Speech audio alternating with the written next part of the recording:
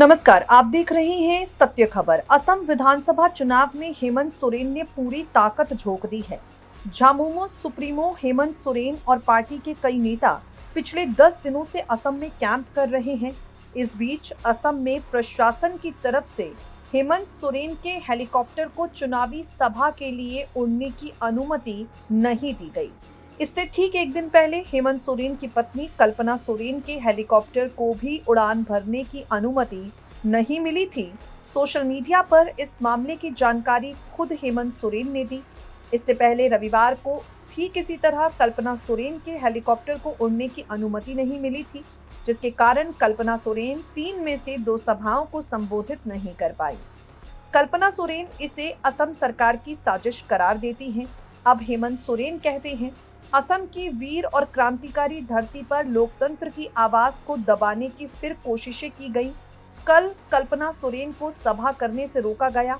आज मुझे असम के रोंगो नदी और चाबुआ विधानसभा के अपने भाई बहनों से मिलने नहीं दिया गया। क्या सच में विरोधियों को लगता है कि संवैधानिक संस्थाओं का दुरुपयोग कर ऐसे षड्यंत्र से वो तीर धनुष की ताकत को रोक पाएंगे?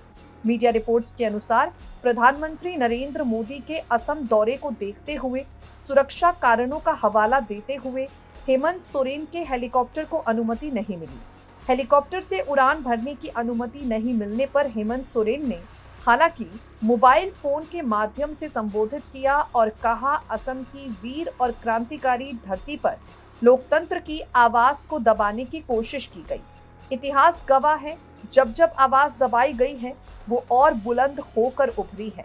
आपको बता दें, हेमंत सोरेन ने सोशल मीडिया पर पोस्ट करके इसकी जानकारी दी है।